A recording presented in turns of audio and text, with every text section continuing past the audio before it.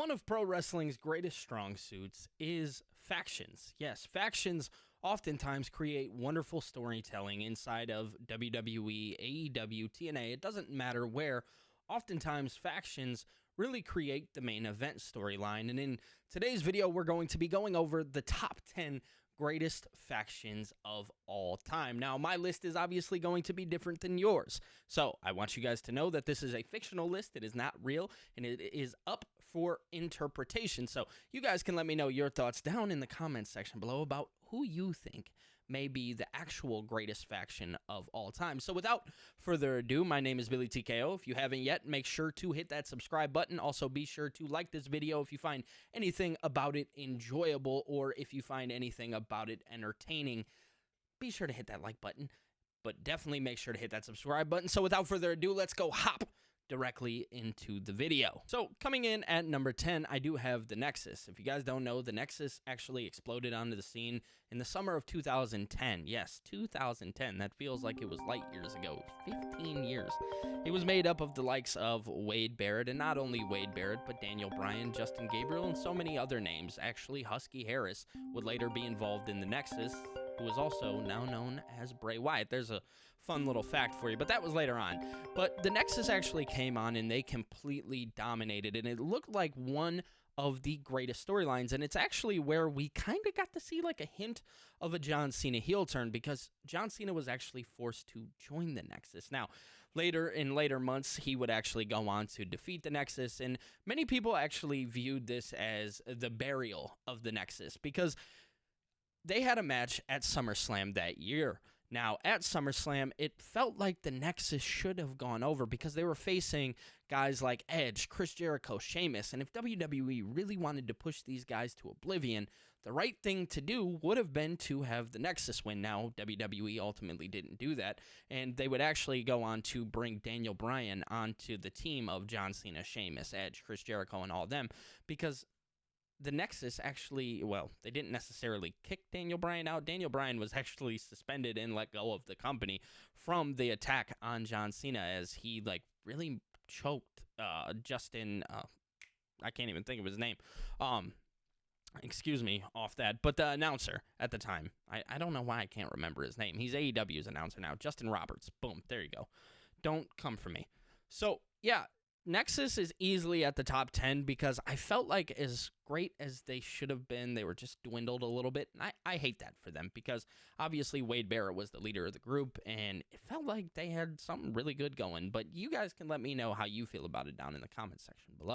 So coming in at number 9, I do have the New Day. The New Day has been one of the longest, most outstanding factions that there is. It's made up of Xavier Woods, Kofi Kingston, and Big E. Now, these guys are no longer together, but Kofi Kingston and Xavier Woods are. Obviously, Big E had a tragic injury that happened a couple years ago, and it's prolonged his return to pro wrestling, and it sucks because we definitely miss Big E. But Big E, Kofi Kingston, Xavier Woods, these three really made a mark for themselves. I think they've held the most tag team championships inside of WWE. You guys can correct me if I'm wrong about that. I'm not 100% sure, but ultimately, at the end of the day, these guys took a bunch of mid-card guys who really had no direction and really created something great. Now, at first, this was a heel faction, but they would become so over with the fans that they would have to force them to become baby faces. And the reason that is you can look at their merchandise sales. They were the biggest thing when it came to children. Children really loved the idea of the New Day, the flashy colors, the pancakes, the cereal, all of these things. These guys really made a mark for themselves when it came to the younger generation. And they really helped WWE in a time where WWE was lacking a little bit. It felt like WWE wasn't all the way there. Now, on top of that, this isn't the only thing that would happen. 2 out of these 3 members would actually go on to become WWE champions while still being a part of the group. Isn't that a little crazy? So Kofi Kingston actually won the WWE Championship from Daniel Bryan at WrestleMania 35. They were calling it, and they titled it, Kofi Mania. And this one meant a lot to fans. There's actually a video that's floating out there. It's of Shad Gaspar, who was he was a part of Crime Time back in the day with JG. Is it JGT? I think so. JGT. But Crime Time, the tag team, they were great. him and MVP were actually at a bar watching Kofi Kingston win the WWE Championship, and it was such a beautiful moment, and that is a moment that you'll never be able to take away. Now, Kofi Kingston would go on to lose the title to, you guessed it, Brock Lesnar in like a 6-second match, squash match.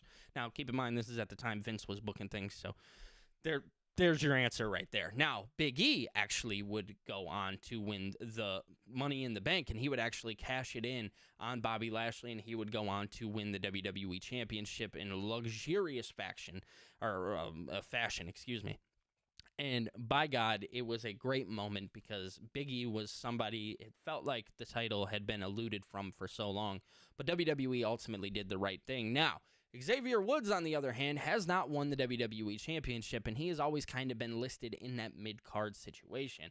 He went on to win King of the Ring, and it felt like maybe they were going to do something there. I know he feuded with Roman Reigns for a little bit, but ultimately, Xavier Woods was never really able to get his footing maybe the way that he so rightfully deserved. Now, there's still stories to be told, and Xavier Woods is still doing great things on WWE TV. Him and Kofi Kingston are currently a heel tag team. They've kicked Big E out of the group. They're still the New Day, but it's not really the New Day without Big E. But ultimately, that's for you guys to decide, and you guys can let me know everything down in the comments section below. Coming in at number 8, I have no other than the NWO. Now, this one's going to be a little, what's the word that I'm looking for here? People aren't going to like where I'm placing this. Now, the reason why I'm placing them at number 8 is actually because I didn't personally live through the time of the NWO, but I very much understand the significance of the NWO, which was made up of Hulk Hogan, Scott Hall, Kevin Nash. These three were trailblazers of a certain time where wrestling was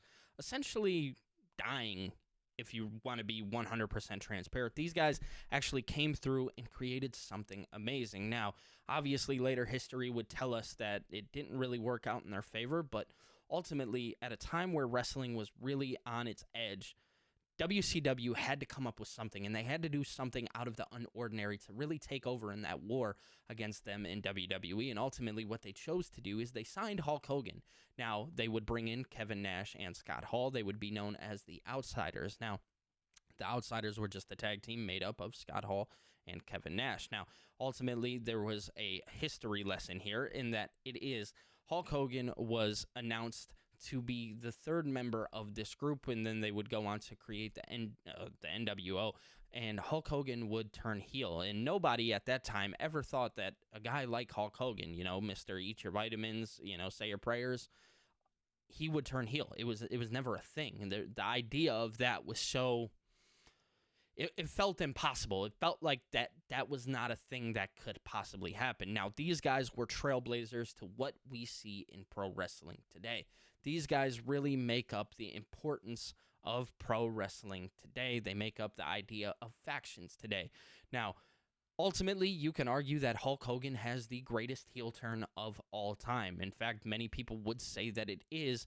Now, today, in 2025, the argument would be that we got to witness the John Cena heel turn. Now, the argument there is that John Cena's heel turn was actually very lackluster. It didn't really offer anything. The moment itself was great, but nothing ever really came out of it. So many people would still say that Hulk Hogan has the greatest heel turn of all time, and in some cases, I might actually agree with you. So, the NWO, I'm putting them at the 8th slot. They're obviously amazing, and they've done amazing stuff, but they're at the 8th spot. Just because I didn't live in the time. That's the only reason why. You guys can let me know your thoughts down in the comments section. Coming in at number 7, I do have the Bullet Club. Now, if you guys don't know anything about the Bullet Club, they were actually created in New Japan Pro Wrestling. Now, this was created by numerous members. Now, a lot of people would argue that AJ Styles was the leader, then Finn Balor, you had Cody Rhodes, you had Kenny Omega. There were so many names in pro wrestling that ran through the Bullet Club, and they were the biggest faction in Japan. These guys were, unstoppable in Japan. Now, the Bullet Club, there were so many different variations of the Bullet Club. Now, I'm not very familiar with it. If you want me to be 100% honest and transparent, I don't understand the history of the Bullet Club. I'm not all the way there with it, but I understand the importance of the Bullet Club. Also, the Too Sweet. These guys really paved the way in Japan, especially at a time where wrestling felt dominated by WWE.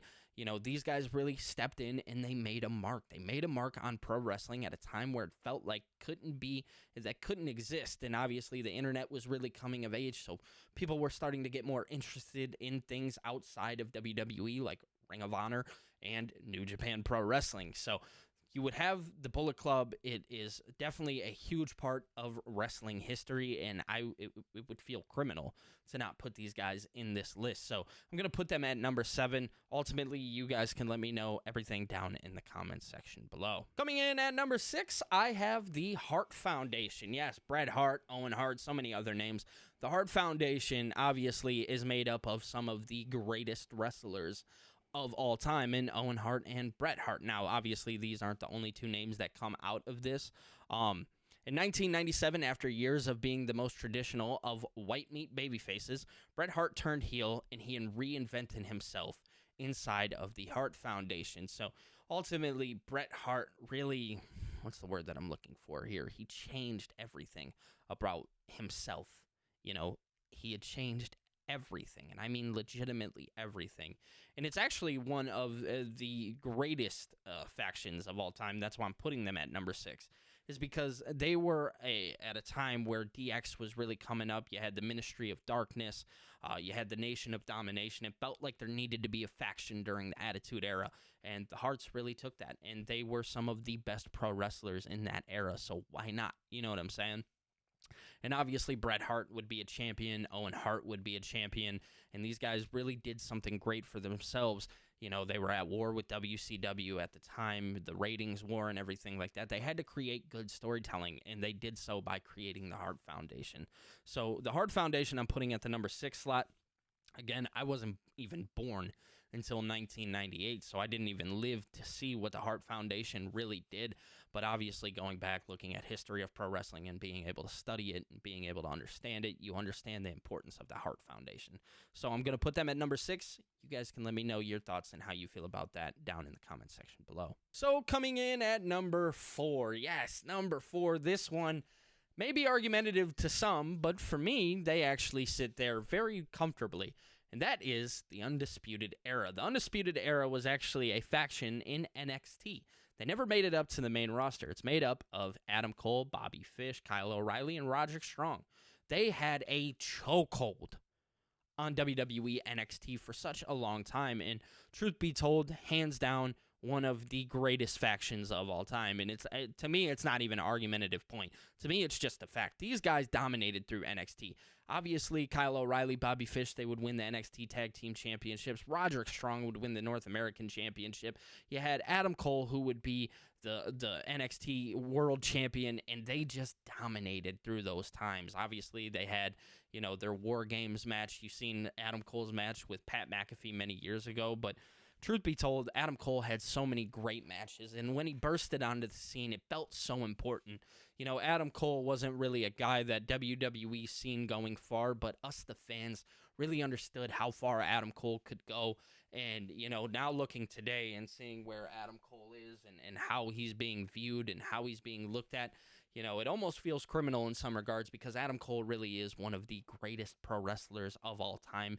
And yes, I will sit there and say that with a smile on my face, because I absolutely mean it. The Undisputed Era and everything that they did was so beautiful.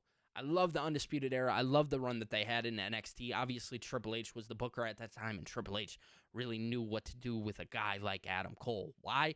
Because he reminded him of a guy that he used to work with all the time, no other than Shawn Michaels. So he made Roderick Strong a huge name. He made Bobby Fish a huge name. He made Kyle O'Reilly a huge name. And obviously these guys, they had wrestled other places. They didn't really make their name in NXT. But ultimately, they really held their own in NXT. So that's why I have the Undisputed Era at the number 4 spot. Truth be told, if you want me to be 100% honest, in some cases, I would put them even a little bit more down towards the 3, 2, or 1 spot. But I do have them sitting at number 3, strictly due to the fact of the factions that we have coming up next. So you guys ultimately can let me know your thoughts on that and where I put them down in the comment section. Coming in at number 3, I do have Evolution. 2003, 2004, Randy Orton, Batista, Ric Flair, Triple H. Oh my goodness gracious. At a time where wrestling was hot as ever, WWE had won the war against WCW, but they needed to keep creating. They couldn't stop there. What do you get? You get two young guys in Randy Orton and Batista. You get two veterans in Ric Flair and Triple H, and you get one of the greatest factions of all time. Evolution really had a chokehold on my childhood. These guys really ran the ropes inside of WWE. Triple H was the world champion.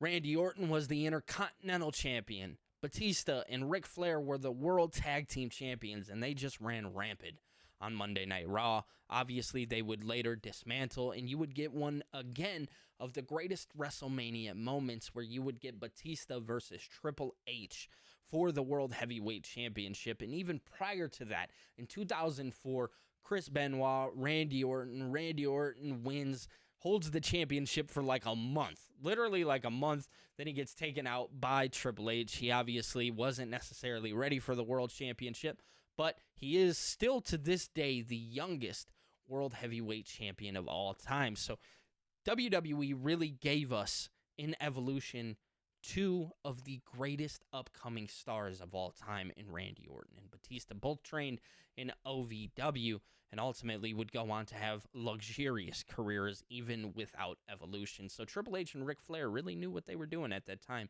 and they knew how to create stars, and Triple H really brought Ric Flair back after it felt like Ric Flair wasn't necessarily the same Ric Flair that we all remembered. But I have them at number 3, so you guys can let me know your thoughts on that down in the comments section. Now let's go hop into number 2 and number 1. Wrestling has always been wild, but it wasn't really that wild until these guys burst on the scene. Triple H, Shawn Michaels, and also China. Don't let me forget China. D-Generation X, number 2. That's where they're being listed at. And the reason why I have them at number 2 is because they really paved the way for pro wrestling. They made pro wrestling fun. After the NWO was created, WWE really had to come up with something good. They were getting their asses kicked in the ratings war against WCW. It's just the truth.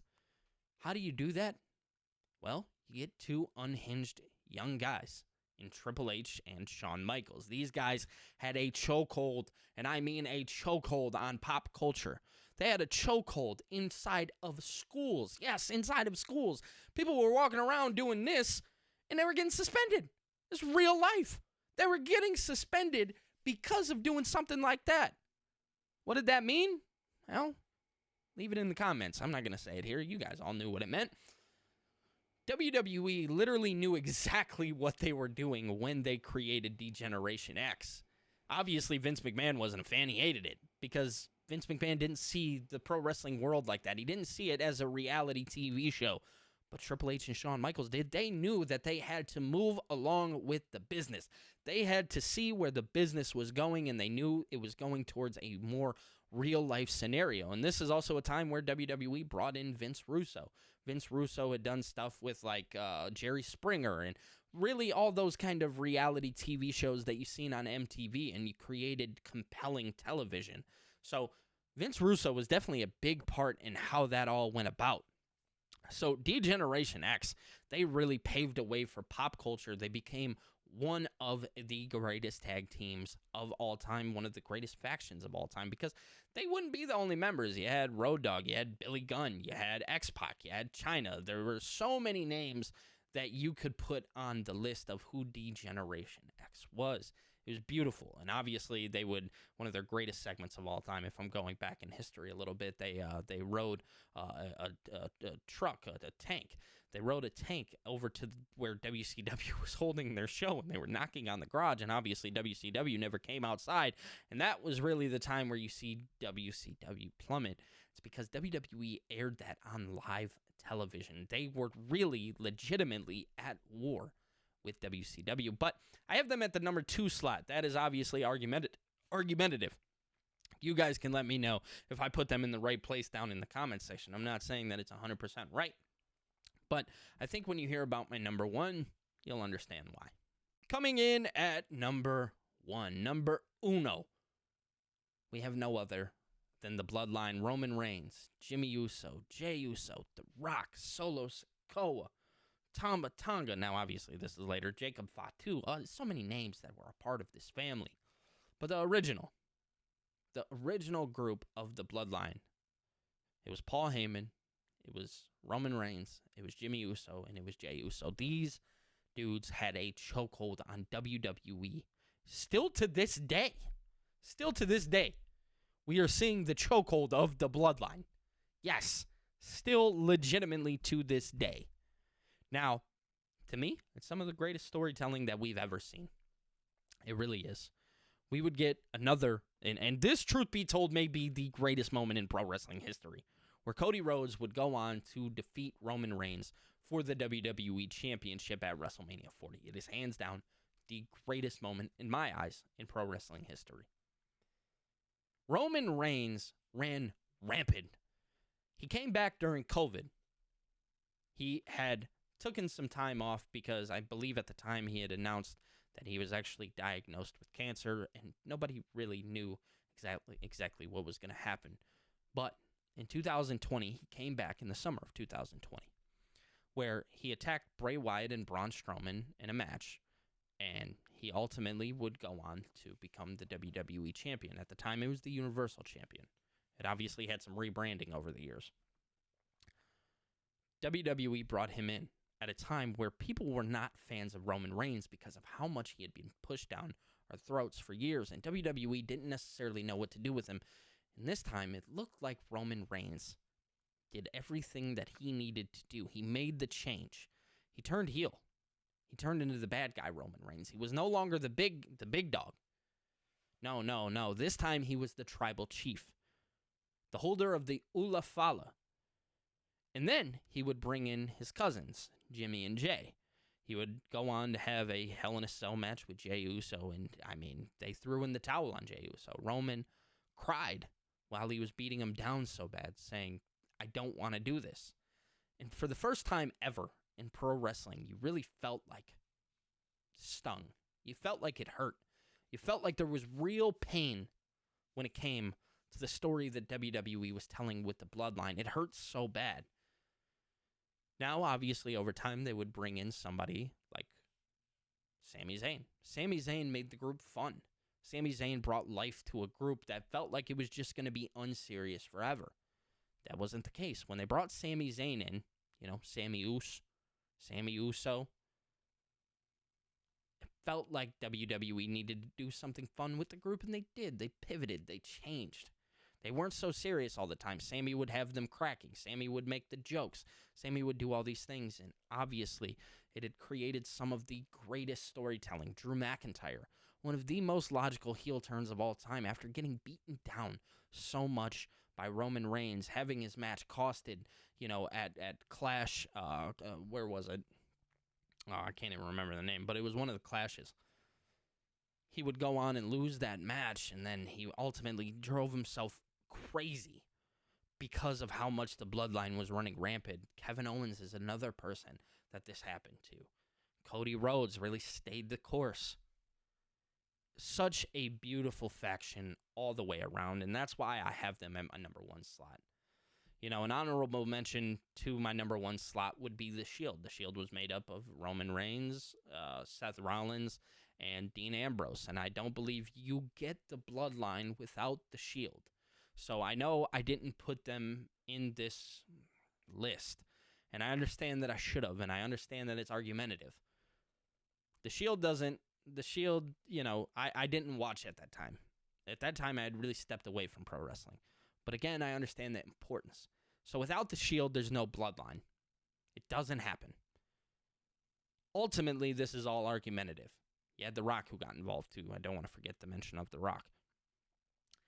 Ultimately, you guys can let me know your thoughts on this list down in the comments section below. I do believe that this list is a pretty decent list, if you want me to be 100% honest. But ultimately, you guys can let me know that, because that is up for your guys' interpretation. Guys, if you enjoyed today's video, my name is Billy TKO. I ask that you like this video, and I also ask that you subscribe to the channel for more videos like this every single day. And I want to mention, guys, this is day one, October 2nd. October 2nd is day one. We are going to be posting a wrestling video for 365 days. You guys are going to be the ones that hold me accountable. You guys are going to be the ones to tell me when I am messing up. Because one thing that I've always wanted is to just create something big, create something massive. And the only way that that can be done is if I show up. So you guys are going to be the ones that hold me accountable. If you guys want, you guys can become a member of this channel for as low as $1.99. You get some pretty cool perks. You can actually text me live, and we will be doing live watch-alongs and things of that nature. So I ask that you guys become a member for $1.99. And I also ask that you guys subscribe to my Twitch channel or follow my Twitch channel. I'm not 100% sure. Over there, I will be doing some gameplaying. I'm a big Pokemon fan, and just sometimes to get away from pro wrestling, I enjoy playing Pokemon. That's my little escape. So I ask that you go follow the Twitch channel, man. You guys can follow it over there, twitch.com/BillyTKO over there. And come hang out, man. It'll be a lot of fun. But ultimately, that is all I have for you guys. And other than that, I'll be talking to you later. Peace.